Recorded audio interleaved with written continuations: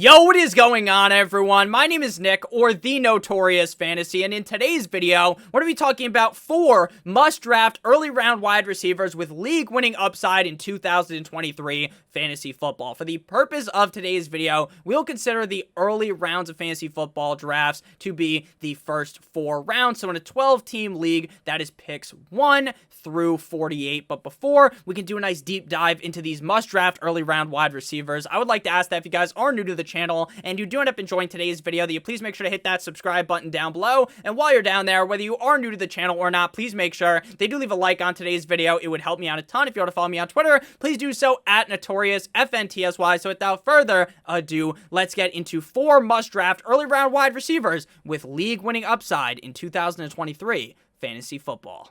We begin with my first must-draft early-round wide receiver with league-winning upside with Amon-Ra St.Brown of the Detroit Lions, current underdog ADP wide receiver 9 at pick 13.7. Fantasy Pros expert consensus rankings in half PPR have him as the wide receiver 9 at pick 20. Last season, he was the wide receiver 8 in half PPR, and he was the wide receiver 10 in half PPR points per game. He missed 1 game last season, thus playing in 16 games, putting up 146 targets, 9.1 per game, number 8 at wide receiver, 106 receptions, 6.6 per game, number 5, 1,161 receiving yards, 72.6 per game, number 10, and 6 total touchdowns, number 20 at wide receiver. So he was top 10 in targets, receptions, and receiving yards. The only category he didn't finish inside the top 10 at the wide receiver position was total touchdowns. If you remember last season, Jamal with 2A's Williams was ramming in touchdowns game in and game out,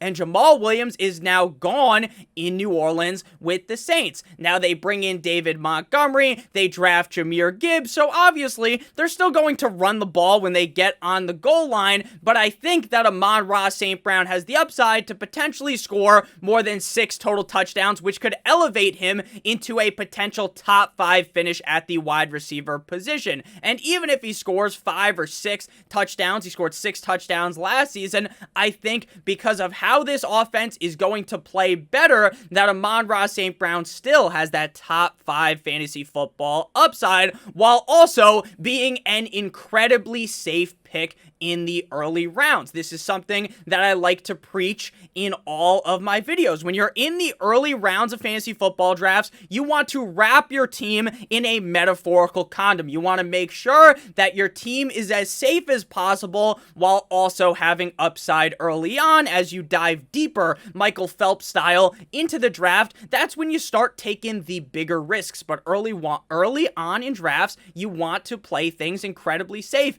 And Amon-Ra St.Brown is the definition of safety with a shit ton of upside. Early on in the season, this team is going to be limited in the weapons category. Jameson Williams, a wide receiver who I loved coming out of college, who I was really excited about this season, has been suspended for 6 fucking games. So Amon-Ra St.Brown for the first 6 games of the season could potentially get 13 plus targets in any of those given games. Now, obviously, is that destined to happen? Is that guaranteed to happen? No, but I think that the upside of Amon-Ra St.Brown really is 12, 13 plus targets in those first 6 games. Because sure, they have Josh Reynolds, they have Marvin Jones, but there is no better wide receiver on this team than Amon-Ra St.Brown. And they also got rid of TJ Hawkinson about halfway into last season, which is another red zone threat that could have taken away from Amon-Ra St.Brown. I believe this Detroit Lions team is criminally underrated, and I think their quarterback, their signal caller, Jared Goff, is just as underrated. Amon-Ra St.Brown had an 8 target accuracy, ranking 9th at the wide receiver position last year with Jared Goff, and yet half the NFL fans, or maybe even more than half, think Jared Goff is about as useless as a fucking broken condom, right? They think that Jared Goff sucks complete and utter ass, when in reality, Jared Goff was really good last season, and I think he's going to build on that going into 2023. Amon-Ra St.Brown had a 93% true catch rate last season, ranking 15th at wide receiver, and again, I think this Lions offense is going to continue to get better. Their defense is pretty decent, but at the same time, they're not amazing, so the Lions are going to have to throw deep into games.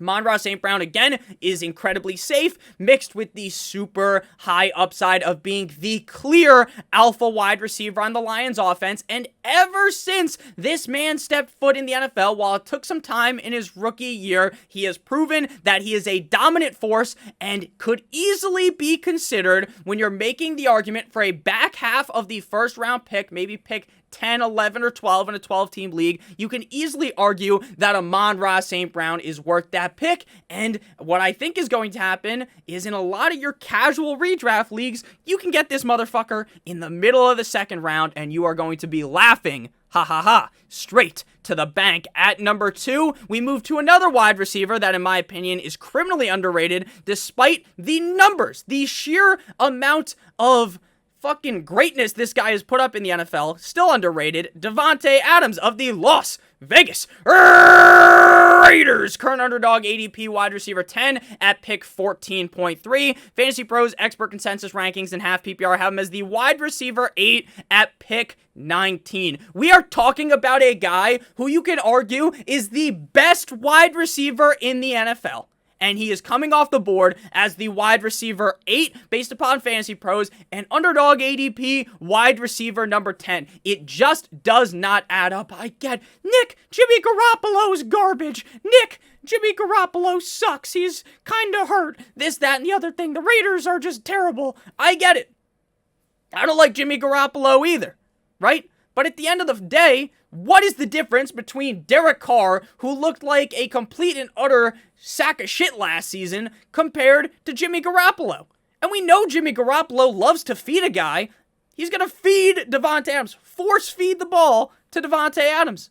Again, he might not have the most accurate deep ball, but we saw Davante Adams dominate with Jarrett Stidham. Jarrett Stidham. Who the fuck is that guy? Jarrett Stidham. Right? You don't think he's going to be good with Jimmy Garoppolo? Come on. Wide receiver 3.5 PPR, wide receiver 4.5 PPR points per game. I apologize for yelling, but I feel very strong that Davante Adams is going to make everyone look like a complete and utter idiot. A dunce. Because he's coming off the board as the wide receiver 10, wide receiver 8. He's not even a first-round draft pick. And he's probably one of the best receivers in the NFL. You could make the argument that he's the best. He was the wide receiver 3 last year in half PPR and wide receiver 4.5 PPR points per game. Yet people are throwing this guy down the well, sending him down the river. Why? 17 games played, 180 targets, 10.6 per game, number 2. 100 receptions, 5.9 per game, number 7. 1,516 receiving yards, 89.2 per game, number 3. And 14 total touchdowns, number 1. Nick, his touchdown total is going to go down. Okay. Sure, even if he scores like 8 touchdowns, he's still going to be easily a top 8 receiver, which is around where he's getting drafted, and he has the upside to be the number 1 wide receiver. And again, back to the quarterback point. This man had 7 target accuracy last season, according to Player Profiler, which ranked 69th. Very nice, I like, but in reality, we don't like that. Borat might, because the number's funny, 69, but 69th. So again, even if Jimmy Garoppolo isn't all that great, Davante Adams was getting butt-fucked by the quarterback play, and he was still feasting. 43.2% dominator rating second, 256 total route wins fifth. What have they added to this offense that makes you fear for Davante Adams? They lost Darren Waller, they bring in Jacoby Myers, and they still have Hunter Renfrow. Wow, so much competition for Adams. Jimmy Garoppolo is going to feed this man the rock. Jimmy Garoppolo is going to throw the ball to Davante Adams a ton, and people are going to draft him as the wide receiver 8 to 10 in fantasy drafts. This is just another case of people overthinking things. You're trying to galaxy brain. People are trying to galaxy brain themselves out of potentially the best receiver in the NFL because of Jimmy Garoppolo. Nick, he's getting older too. Okay. I'll believe that he's too old when he falls off. He's not going to fall off. I don't think so. I think Davante Adams is going to make everyone who doubted him look incredibly stupid, and I'm not falling for that. I'm drafting a lot of Davante Adams. He's one of my favorite second round picks. I've drafted him in the first round on Underdog Fantasy a bunch already this offseason. Moving to player number 3, we got Calvin Ridley of the Jacksonville Jaguars. Underdog ADP wide receiver 16 at pick 32.7. Fantasy Pros expert consensus rankings wide receiver 19 at pick 47. So he just barely filled the category on Fantasy Pros. That is the second to last pick in the 4th round. 48th is the final pick. So he just barely made it. And that's kind of crazy, right? Calvin Ridley is an amazing wide receiver. Now, I get it. Nick, he's rusty. Nick, he hasn't played in a couple years. Sure, I get that. But I think that's why he's not going in the first or the second round. Because if you told me Calvin Ridley played last season, and even if he played just a couple of games and then got hurt, you would talk yourself into Calvin Ridley as potentially a top 10 wide receiver off the board. And on Underdog, he's the wide receiver 16, Fantasy Pros wide receiver number 19. And he moves into an offense that just had Christian Kirk dominate 50 Shades of Grey style last season. Christian Kirk can't even hold Calvin Ridley's jockstrap. Calvin Ridley is going to take over as the number 1 wide receiver on this team. But before we dive deeper into Calvin Ridley, I would like to give you guys a quick word from our friends and our sponsor over at Underdog Fantasy. Underdog Fantasy is the best place to play fantasy football best ball this summer. If you don't know what best ball is, it's the best part about fantasy football. It's the draft, and that's it. There's no waivers, no setting your lineup, and there's no trades. At the end of every single week, Underdog automatically puts your highest scores into the lineup for you. They have tournaments as well as just normal leagues. The tournaments include the biggest fantasy football contest ever. $25 to enter, Best Ball Mania 4, 150 max entries, $15 million in total prizes, $3 million to first place. They also have just regular leagues, like I said. It's a 12-team league with entries as low as $3. You draft in there. If you come in first or second, you get paid out. They also have smaller contests. You know, maybe you're new. If you are new, use the code and link in the video description. But if you're new, you might want to just, ease in a little bit, right? So they got the Poodle 3, $7 to enter, 50 max entries, $60K to first, $300K in total prizes. If any of this sounds interesting to you, if you have any questions, leave them down below in the comment section, or click on the link in the video description, or use promo code Notorious for a first match deposit bonus on Underdog up to $100. You deposit $100, they give you an additional $150, an additional $50, $25, an additional $25. Make sure you guys check that out. Link in the video description. So back into Calvin Ridley. Again, the only argument that I will accept for why people are scared to draft Calvin Ridley is the fact that he has been not playing, right? In 2021, he played, but it was just 5 games. So we got to go back to 2021 for a closer representation of what I think he could do with a full season. So again, if you're going to throw any stones at the argument of Calvin Ridley, it cannot be, in my opinion, that he's not good. I think if you try to make the argument that he's not good, you're just a crazy person, because he is really good. He was the wide receiver 4 in 2020 in half PPR, and the wide receiver 4 in half PPR points per game. He played in 15 games with the Falcons that season with Julio Jones, 143 targets, 9.5 per game, number 7, 90 receptions, 6.0 per game, number 11, 1,374 receiving yards, 91.6 per game, number 4, and 9 total touchdowns, 9th at wide receiver. He had the 7th best yards per route run, 9th in fantasy points per route run. He was 21st in target separation, and he did struggle a bit with drops. He had 9 drops. He was on his Deontay Johnson bullshit. But ultimately, I don't think when you look at Calvin Ridley's career as an Atlanta Falcon and his career in college, you will be able to find a kind of laundry list of reasons why he's just going to keep dropping the ball. I don't think that's the case. So again, you look back at Atlanta, this guy was absolutely dominant. He was dominant, and he had Julio by his side. Now, he goes to Jacksonville with Trevor Lawrence, touchdown Jesus, who just turned up to the maximum in 2022 under Doug the Pug Peterson. Sure, they have Christian Kirk. Sure, they have Evan Ingram. Sure, they have Zay Jones. But at the end of the day, Calvin Ridley is a cream of the crop wide receiver in the NFL. In 2021, he only played 5 games. But we were drafting him like he was one of the best fucking wide receivers in the NFL. You want to know why? Because he is. Because he is. Maybe it's a slow start to the season. Maybe Calvin Ridley ends up being a buy low candidate. Maybe for the first couple of games, he's kind of just teasing you, right? You throw him in your lineup, and he gets you like 10 points. And you're like, I drafted him in the 3rd or 4th round. I don't love this. But I think as the season prolongs, I think as the season goes deeper and deeper and deeper, Calvin Ridley is going to start going deeper and deeper and deeper into your fantasy football opponent. I think that Calvin Ridley has that top 5, top 10 upside, which would categorize him as a league winner. I think if you're drafting anyone as the wide receiver 16 or 19, you are thinking he has top 12 potential, right? Because you're just not going to draft someone that high at the wide receiver position or running back 16 if you don't think he could be a top 12 running back, right? So again, to put a bow on this conversation, Calvin Ridley has all of the skills, all of the traits to be an elite wide receiver in the NFL. We have seen it before. The only issue is, hey, we haven't seen him in a little bit of time. Maybe this is a Deshaun Watson from last year, and it's just terrible. Or maybe this is the bounce back that Calvin Ridley needs. Agent 0, number 0. He wears number 0 now for the Jaguars. I love Calvin Ridley. I'm a huge fan of him, always have. And I believe that he is a steal in fantasy football drafts right now. Moving to the final wide receiver. And this is a wide receiver that I was starting to disrespect until I had an epiphany. It cost me 50 at Tiffany's. Shout out to Tiffany Stephanie, which is a Drake line. Keenan Allen. I had an epiphany the other day that was, Nick, why do you not like Keenan Allen? Why do you not like one of the best receivers in the NFL on a great offense?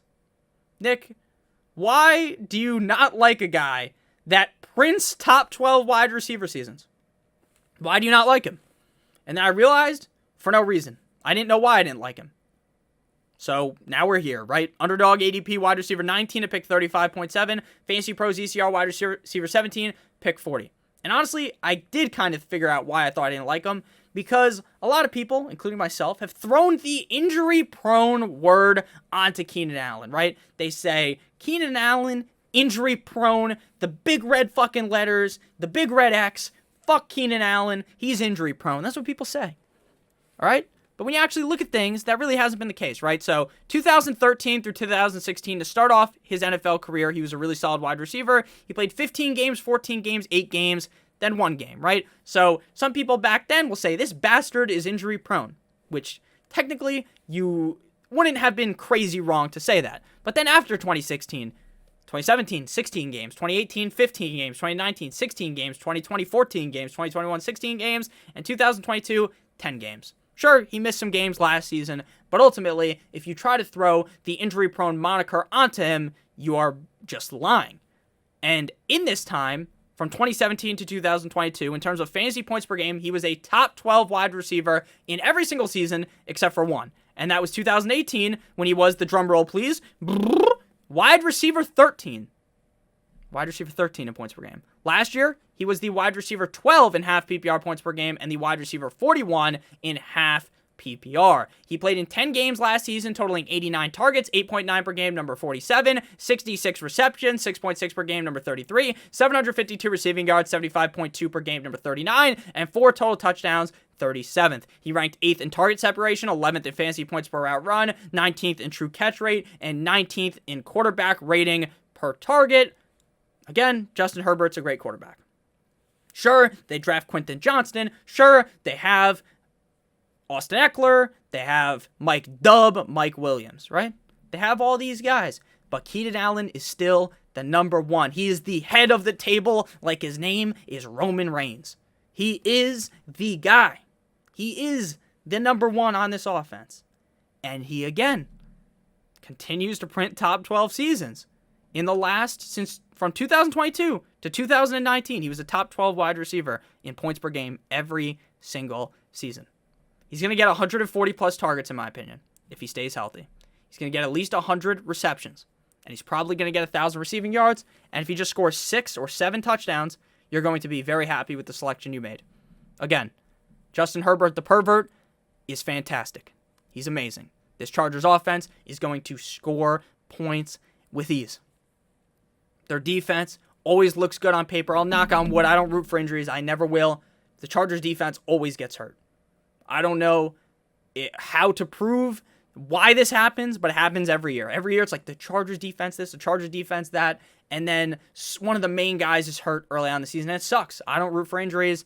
I don't want anyone to get hurt. If it was up to me, no one would get hurt in 2023. But that's just how the game goes, and it sucks. I hope the Chargers defense is better, but we all know they're going to probably get hurt, and then Keenan Allen will be in an even better spot because they're going to be down deep in games, getting pounded out. They're going to have to throw the ball, and that's going to be great for Keenan Allen. So again, with all of these guys, these are all guys that are superstars at the NFL level. I know Amon-Ra St.Brown might not have gotten the credit yet of being a superstar, but he is. Or he's trending towards being one. Davante Adams is one of the best receivers in the NFL. You can argue he's the best. Calvin Ridley, a couple years ago, one of the best receivers. And I'm not thinking, and Calvin Ridley's not fucking Juju Smith-Schuster. He's no fraud. And then Keenan Allen, one of the best receivers in the NFL, and people are sleeping on him.